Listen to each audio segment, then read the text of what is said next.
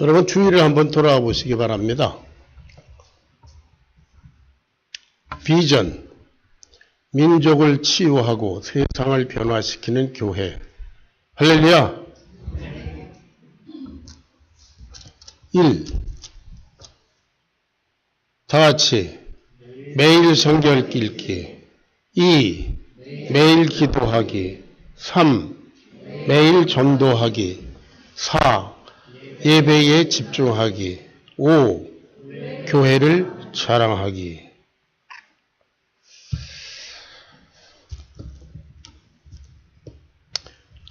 우리 교회의 모습을 보면 우리들의 신앙의 내용을 알 수 있습니다. 우리 교회의 모든 액티비티, 우리들의 예배, 기도회, 또 섬김의 삶, 주일학교 등등 이것을 보면 저와 여러분의 신앙의 내용을 알 수 있습니다. 교회와 교회 생활, 예배 이것이 우리들의 신앙의 중심입니다. 예수님 당시에 예루살렘 성전은 이스라엘 사람들의 신앙의 중심지였고 또 하나님의 선택된 백성, chosen people로서 그들의 자랑거리였습니다. 우리 이스라엘 사람들은 온 세상 사람들의 제사장 나라다. 그런 자부심이 있었습니다.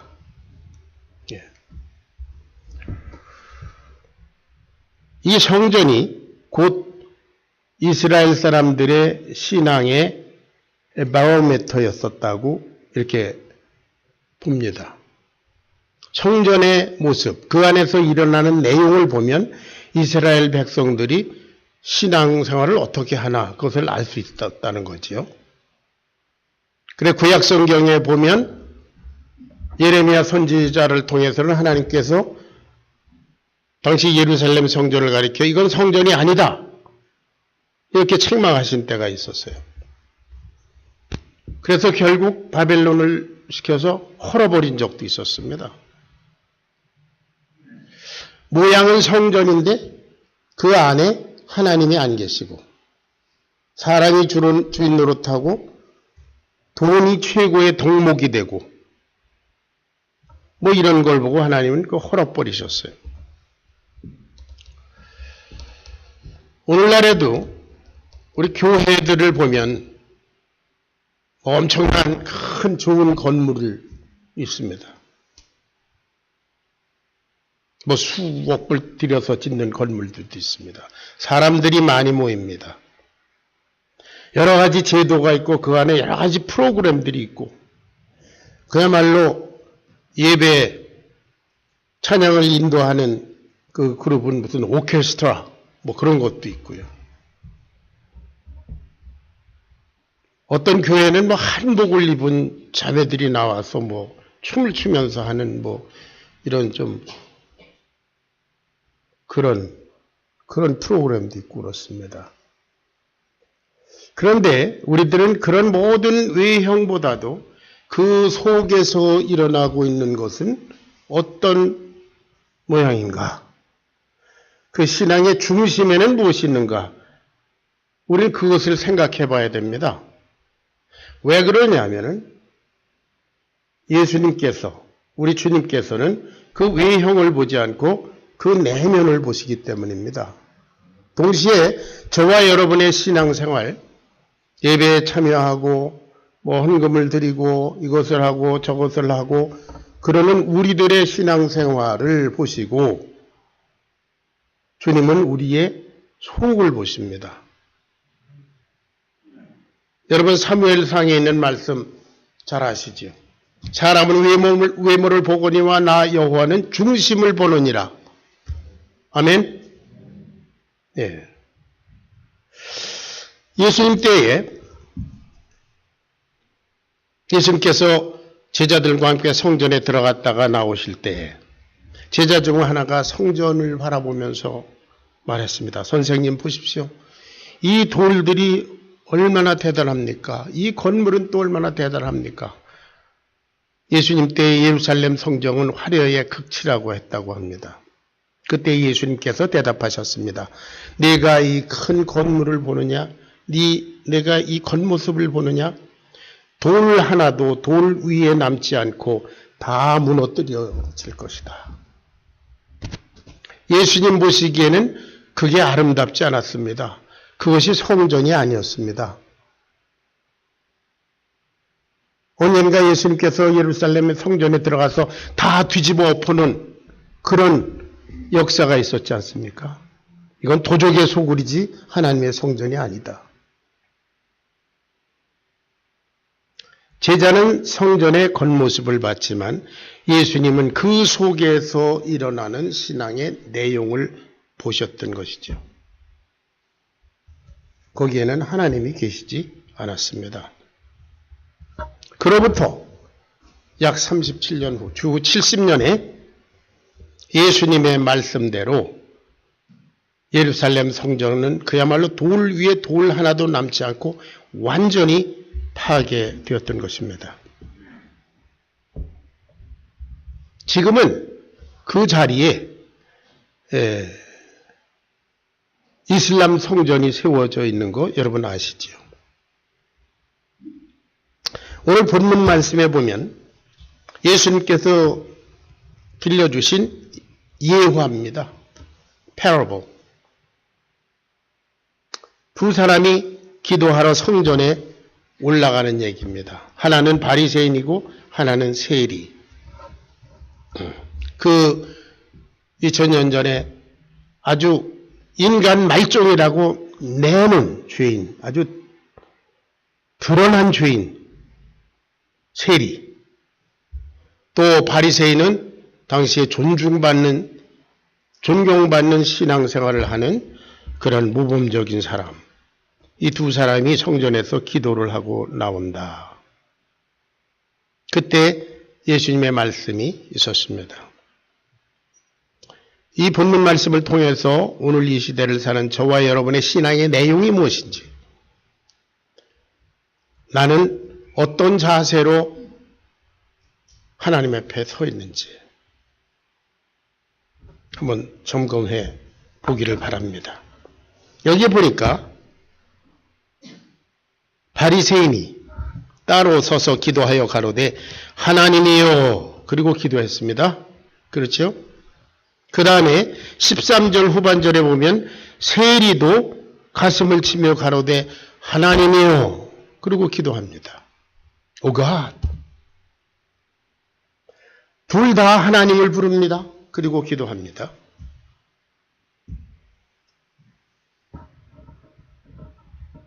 그 내용은 전혀 다릅니다.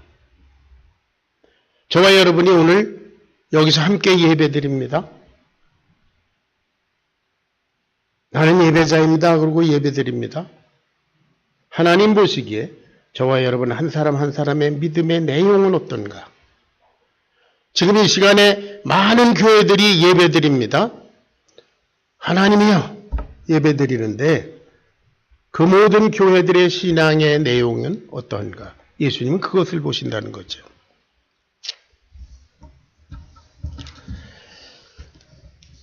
자, 바리새인의 기도. 하나님이여, 나는 다른 사람들과 같지 않습니다. 나는 저것들과 다릅니다. 세리의 기도. 하나님이여, 나를 불쌍히 여겨주십시오. 여기에 바리새인은 율법주의자입니다. 율법주의자라고 하는 것은 율법을 중심으로 율법을 지키는 것 자체를 목적으로 신앙생활하는 사람을 율법주의자라고 합니다.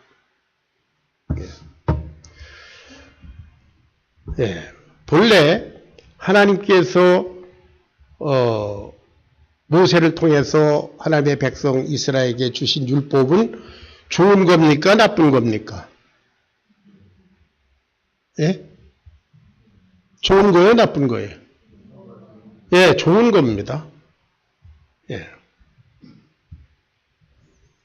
너희들은 이렇게 살아라, 저렇게 살아라, 이런 것들은 피하고 저런 것들은 하고, 뭐 이런 보이지 않는 하나님께서 백성들에게 주시는 사랑의 표현이었습니다.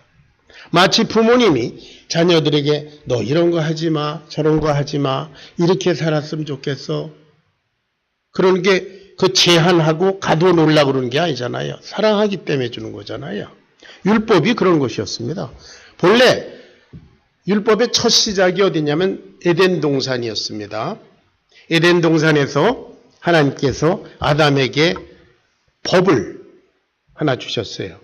룰. 너희 동산을 다스리며 지켜라. 그런 사명을 주신 다음에 한 가지 뭐예요? 선악과의 계명. 선악을 알게 하는 나무의 실과는 먹지 말라. 먹는 날에 내가 총령 죽는다. 그것만 하지 마라. 그런데 아담은 이것을 대수롭지 않게 여겼는지 부담스럽게 여겼는지 혹은 절대적으로 받아들이지 않았기 때문인지 그 선악과를 따먹었어요. 그것이 죄입니다. 어떤 사람들은 모르고 그런 얘기를 해요. 글쎄 하나님이 사랑이시라며 그 과일 하나 따먹었다고 지옥에 보낸다면 그 하나님이 얼마나 잔인한 하나님이냐. 말 되는 것 같지요? 그런데 그렇게 말하는 사람한테 가서 만약에 그 사람이 나한테 이렇게 해라. 그런데 no thank you. 안 할래요. 그리고 그 사람의 심정을 고역하면 불같이 화를 낼 겁니다. 여러분, 죄라는 것이 뭔가? 하나님께서 보시는 죄. 하나님의 말씀을 안 듣는 거예요. 하나님의 말씀을 안 듣고 고역하는 것은 하나님의 주권을 고역하는 겁니다. 당신은 하나님 자격이 없어. 내가 하나님이야. 그런 뜻이야. 내 마음대로 해. 이거를 그냥 가만둔다면 그 하나님이 아니지요. 거룩하신 분이 아니지요. 만약에 여러분들이 어떤 부자지간에 대화하는 걸 이렇게 보니까 아들이 아버지한테 그래요. 이 꼰대가 이게 뭐야? 아버지한테. 그렇게 그런 소리 하면 못 써. 당신이 뭔데 나한테 이래라 저래라 해. 그럼 그 아버지의 심정이 어떨까요? 여러분, 하나님의 말씀을 거역하는 것, 하나님의 주권에 도전하는 게 죄인 줄로 믿으시기 바랍니다. 하나님이 거룩하시기 때문에 그 죄는 죽을 죄입니다. 쉽게 말해서 옛날에 왕은 신하에게 너 이렇게 해라. 그런데 나 못하겠습니다. 그래? 그러면 목 잘리잖아요. 세상의 왕도 그런데 하나님께서 너 선악을 알게 하는 나무의 실과를 먹지 마라. 먹는 날에 너 죽는다. 그런데 먹어버렸다. 죽는 거지요. 근데 그것도 사실은 하나님께서 사랑으로 주신 겁니다. 너 이거 먹지 말고 내 말 잘 듣고 나하고 영원히 에덴 낙원에서 살자 하는 하나님의 사랑의 표현이었습니다. 모세를 통해서 주신 것도 하나님의 사랑의 표현이었다고 이미 말씀했습니다. 그래서 성경의 내용을 어떤 율법사가 예수님에게 물었습니다. 제일 큰 계명이 뭡니까? 율법 조항이 여러 개 있는데 그 제일 큰 계명, 제일 중심되는 게 뭡니까? 그랬더니 뭐라고 하셨어요? 그렇죠.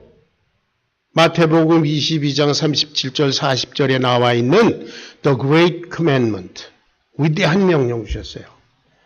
내 마음과 목숨과 뜻을 다하여 주 너의 하나님을 사랑하라. 그리고 네 이웃을 내 몸과 같이 사랑하라. 여러분, 율법의 핵심은 무엇입니까? 사랑인 줄로 믿습니다.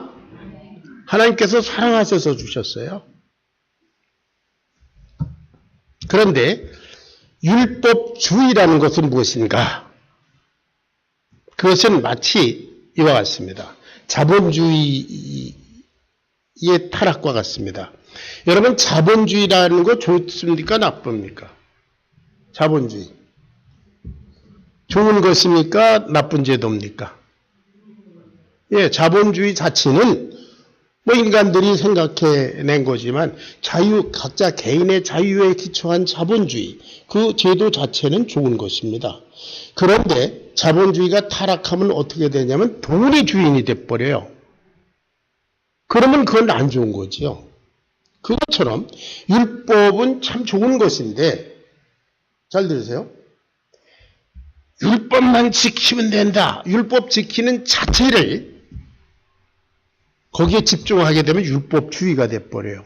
그때부터는 함정에 빠지는 겁니다. 어떻게 되는가? 나는 율법을 지켰기 때문에 의롭다. 이렇게 되는 거예요. 그 마음은 하나님께 떠나 있으면서 하나님도 사랑하지 않고 이웃도 사랑하지 않으면서 나는 율법 지켰어. 그러니까 난 의롭다.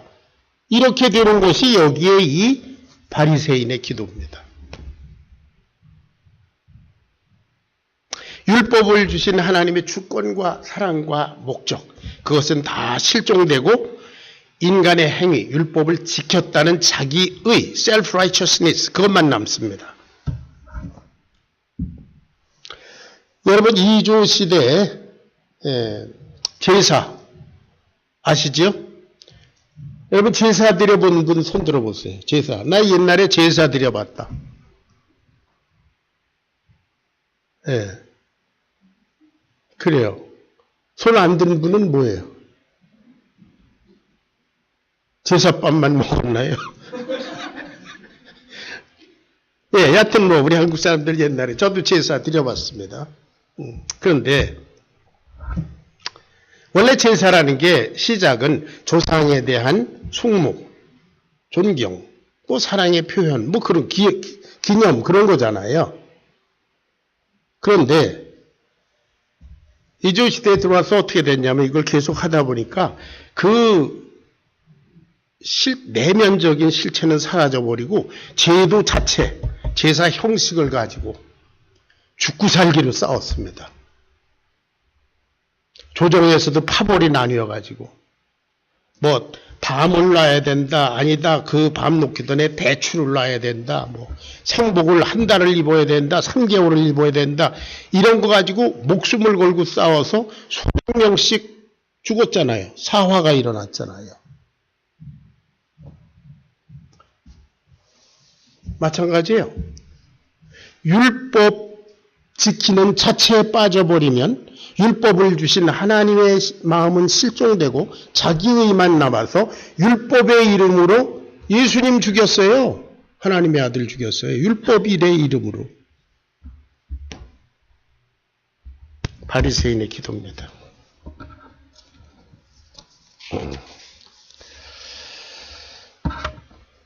자, 대표적으로 마태복음 23장 23절을 찾아보겠습니다.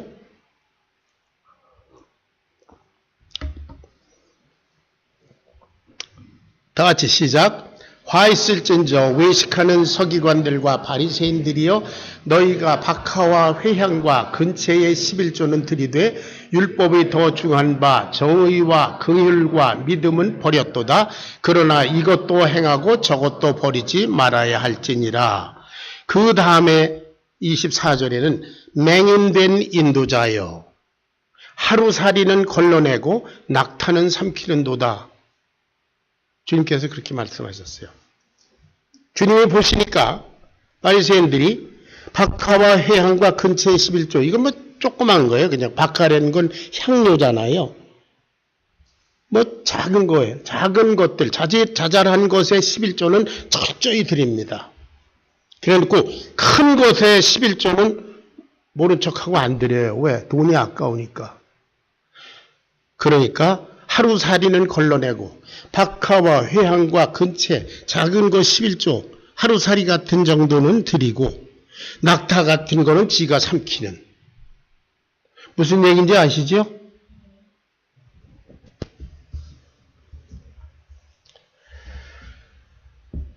하나님은 드리는 외형, 율법 행위 자체를 보시지 않고 그 내면을 보신다. 여러분, 창세기 4장에 가인과 아벨의 제사 얘기를 합니다. 가인과 아벨의 제사를 하나님은 그 드리는 자의 마음을 보셨습니다. 그래서 아벨의 것은 믿음으로 드렸으니까 받으시고 가인은 형식으로 드렸으니까 안 받으셨습니다. 하나님은 우리의 내면을 보시는 분이시다. 요한일서 3장 15절 다 같이 시작.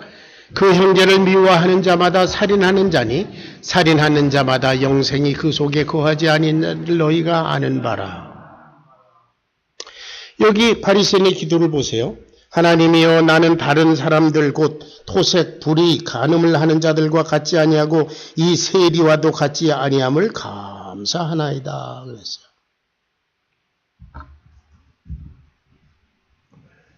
그런 어떤 율법에 저촉되는 행위 자체를 안 한 것을 자랑 삼았어요. 그것이 자기의입니다.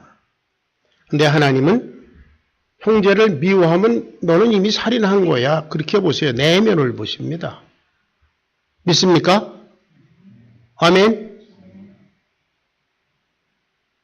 우리가 난 살인한 적이 없습니다. 나는 죄인이 아닙니다. 라고 항변하면 너 형제나 자매를 미워한 적 있니?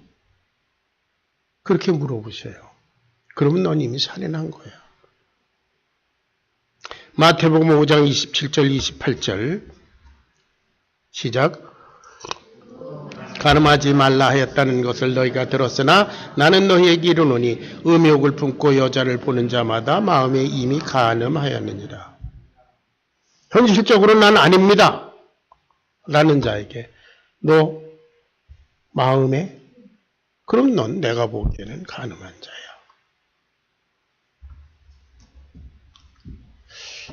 조금 유감이 있는 것이 음욕을 품고 남자를 보는 자마다 왜 그건 없는지 약간 참 유감이 들긴 해요. 근데 뭐 이도의 마찬가지일 겁니다. 10계명 중에 제 10계명을 보면 어때요? 내 이웃의 것을 탐내지 말라. 탐내는 건 이미 도둑질한 걸로 보시는 거예요. 그러니까 하지 말라 그런 겁니다. 말라기 3장에 보면은 너 온전한 11조를 가지고 오라. 온전한 11조를 가지고 오지 않으면 그건 이미 하나님의 것을 도둑질한 거다. 그렇게 보는 거예요. 자, 여러분.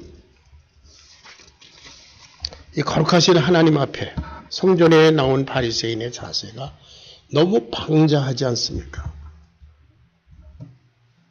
우리 신앙의 선배들, 정말 믿음의 사람들은 하나님을 꿈에서라도 보든지 환상으로만 봐도 기절초풍할 내 거룩하신 하나님 보았으니까 이 죄인은 죽었다. 이런 자세였습니다. 대표적으로 선지자 이사야 보면은 이사야서 6장에 우시야 왕이라고 하는 그 유명한 왕이 갑자기 문둥이가 된 다음에 이스라엘이 흉흉할 때 이사야라는 청년이 성전에 가서 기도했습니다. 그때 이 사람이 환상을 봤어요. 우시야 왕이 죽전에 내가 본즉 주께서 높이 들린 보좌에 앉으셨는데 그 작은 성전에 가득하였다. 그런 모습을 봤어요. 수락 하나님의 천사들이 모셨었는데 각기 6날개가 있어 그 둘로는 그 얼굴을 가리우고 천사들도 거룩하신 하나님이 두려워서 그 둘로는 또 발을 가리우고 겸손한 모습이죠. 그 둘로는 날며 합창하여 가로되 거룩하다 거룩하다 거룩하다 만군의 여호와여 주의 영광이 온 땅에 충만하도다. 그런 환상을 봤습니다. 그때 이사야가 느낀 게 뭔지 아세요? 화로다 나여 망하게 되었도다. 나는 입술이 부정한 사람이요 입술이 부정한 백성 가운데 거하면서 만군의 여호와신 왕을 비었음이로다. 나는 죽었구나. 그리고 탑석 엎드렸어요. 그때 주님께서 말씀하십니다. 내가 이제 누구를 보내면 누가 나를 위하여 갈고, 그런 음성이 들렸어요. 겸손하게 주님 앞에 엎드린 이사야에게 하나님의 메시지가 들린 줄 믿습니다. 여러분, 왜 하나님은 내게 뭐 역사를 안 하시고 말씀으로라도 뭔가 안 보여주시는가? 여러분의 자세를 한번 점검해 보실 필요가 있습니다.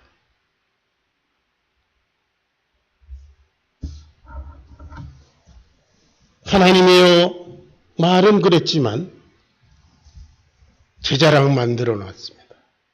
bragging. 나는 이런 나쁜 짓, 저런 더러운 짓, 뭐 간음, 살인 이런 거 하지 않고 난 저 있는 저 세리와 같은 저런 악질과 같지 않습니다.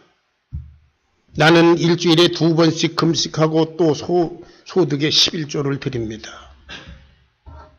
바리새인의 기도에는 또 그런 것도 있었대요. 나중에 첨가된 거지만 저를 여자로 태어나지 않게 하신 것을 감사하나이다. 뭐 그런 기도도 있었대요. 여러분, 여자들 어때요? 기분 나쁘지 않습니까? 이런 형식적인 기도. 율법주의의 우선. 그런데 세리의 기도를 보십시다. 세리 13절 읽어봅니다. 다 같이 시작. 세리는 멀리 서서 감히 눈을 들어 하늘을 우러러 보지도 못하고 다만 가슴을 치며 가로되 하나님이여 불쌍히 여기옵소서 나는 죄인이로소다 하였습니다.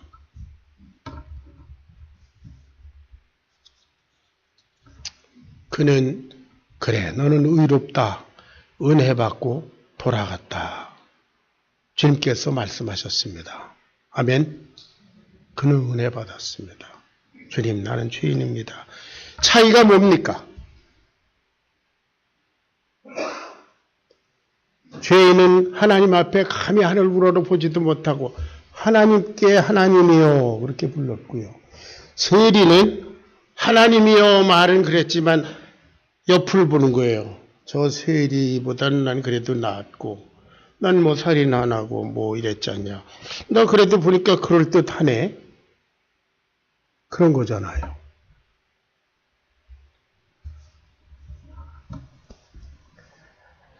여러분, 이 모든 구약의 율법의 저주는 그 율법주의의 저주도 함께 예수님의 십자가에서 완전히 소멸된 줄로 믿습니다. 로마서 10장 3절을 보겠습니다.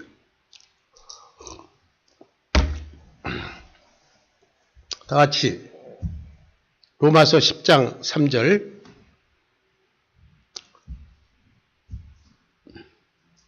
제가 읽겠습니다. 다 같이 10장 3절 시작. 그리스도는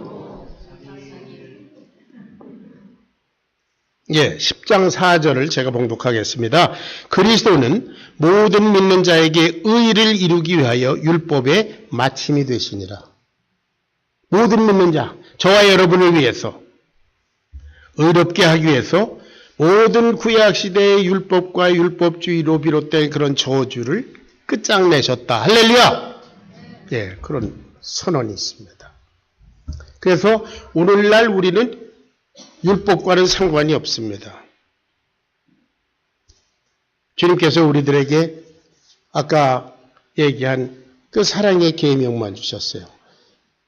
요한복음 13장 34절 35절 여러분 아직도 암송하고 계신가요? 다 같이 시작. 새 계명을 너희에게 주노니 서로 사랑하라. 내가 너희를 사랑할 것 같이 너희가 서로 사랑하라. 너희가 서로 사랑하면 이로써 모든 사람이 너희가 내 제자인 줄 알리라. 새 계명, 사랑의 계명만 주셨어요. 그런데 오늘날 기독교 2000년이 흐른 지금에 와서 교회의 신앙생활에 내려보면 어떤 새로운 율법주의 같은 것이 생겨난 것 같아요. 그런 양상이 있습니다. 주일 성수하라. 주일 성수. 사실 주일은 이건 기쁨의 날이고 주님의 부활을 기념하는 축제예요. 율법적으로 지켜야 되는 날이 돼버렸습니다. 그래서 주일을 안 지켰더니 하나님이 벌을 내렸다. 이런 얘기 들으시잖아요, 여러분. 이제 손집사님네 주일을 2번씩이나 빠지고 그것도 창립주일을 빠지고 여행을 간다니 걱정되지요? 걱정할 거 없습니다. 예. 주일은 율법이 아니니까요. 하나님이 그렇게 째째하시지 않습니다. 그래, 불란서, 이태리, 이런 데 간다며, 런던 이런 데 간다며 가봐. 결국 미국만 한 데가 없을 거다. 그걸 알고 와라. 가보면 지저분합니다. 예. 환상에 빠져서 가지요. 예, 지저분해요. 근데 그런 지저분한 경험도 좀 해보세요. 그리고 거기 가서 호텔에서 또 거기 이제 옛날에는 위대했지만 지금은 관광 명소로 변한 그런 사원, 교회당. 그런 데 가서 모여서 일행끼리 예배 드리고 주일에 할렐루야. 그러면 되는 겁니다. 주일 안 지켰더니 빵꾸나게 하셨어. 하마터면 죽을 뻔했어. 하나님의 경고야. 하나님이 그렇게 째째하신 분이시면 여러분 여기 없습니다. 주일 빠진 거 말고 얼마나 어떤 짓을 많이 했는지 하나님은 아시잖아요. 여러분도 아시고. 11조를 하라. 안 그러면 그만큼 하나님이 손해보게 하신다. happen to be 그런 경우도 있어요. 이런 걸 믿는 사람은요, 그렇게 됩니다.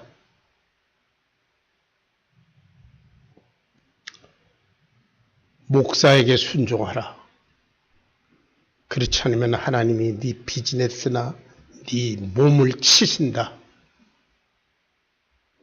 그래서 얼마나 좋겠어요. 근데 전혀 아니거든요. 네, 전혀 아닙니다. 교회에서 직분을 못 받으면 그건 신앙 낙제생이다. 나이가 한 50대 중반이 되고 그러면 남자는 최소한 장로, 여자는 권사 정도는 돼야지. 아니, 교회 이때까지 다니고 헌금을 퍼줬으면서도 장로 하나 못 받았냐? 신앙생활을 어떻게 했길래 그래?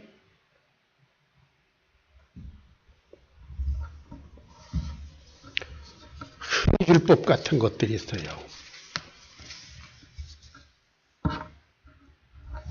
그러다 보니까 어떤 교회에서는 명예장로라는 것도 세우고요. 또 어떤 침례교회는 제도도 없는데 침례교회는 장로가 없습니다. 왜? 성경에 장로 제도가 신약교회는 없습니다. 그래서 침례교회는 장로를 세우지 않는데 어떤 침례교회는 장로를 떡 나눠주시라는 그런 교회도 있어요. 네. 그게 뭐 때문인가? 다 어떤 율법적인 생각, 인본주의적인 생각 때문입니다. 우리 하나님의 심정은 생각지 아니하시고. 여러분, 저와 여러분이 하나님과 깊은 사랑의 교제, 사랑의 관계 가운데 있어서 하나님이 내 심정을 아시고 내가 하나님의 심정을 알아드리고 하나님의 뜻을 이루어드리기 위해서 내가 막 몸부림치고 그러는 관계라면 직분이 무슨 상관이 있어요? 물건, 헌물을 하지 말라고 해도 하고 싶지요. 주일? 이거 안 지켰다가 또 무슨 사달 날 거 아니야가 아니고 주일 돌아오는 게 기쁘지 않습니까? 할렐루야! 여러분 주일 돌아오는 거 기쁩니까? 아니면 이거 가야 돼 말아야 돼. 가만히 있어. 약간 열이 나는 거 아니야?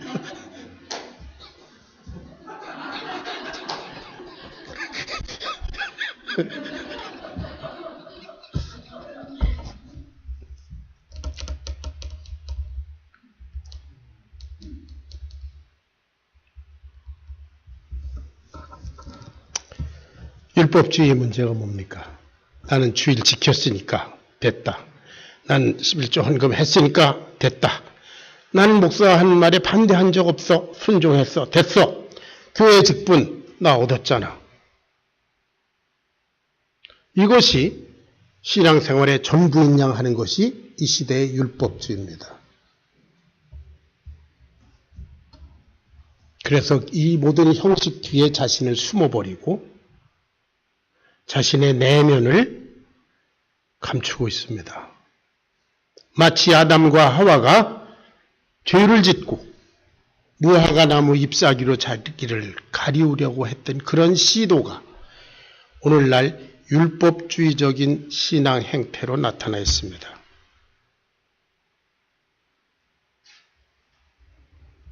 바리새인의 기도와 같은가? 세리의 기도와 같은가?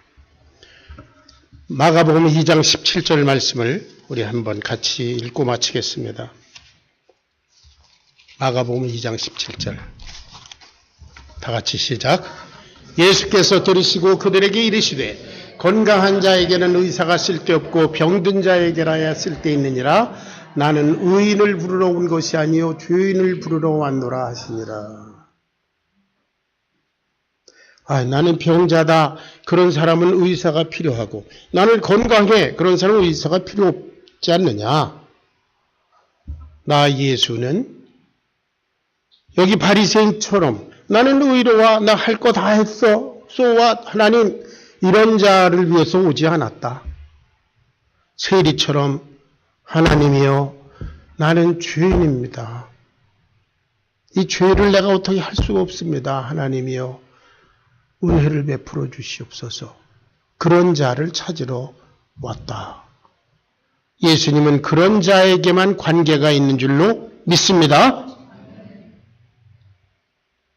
여러분, 저와 여러분은 지금 어떤 모습을 하고 있습니까?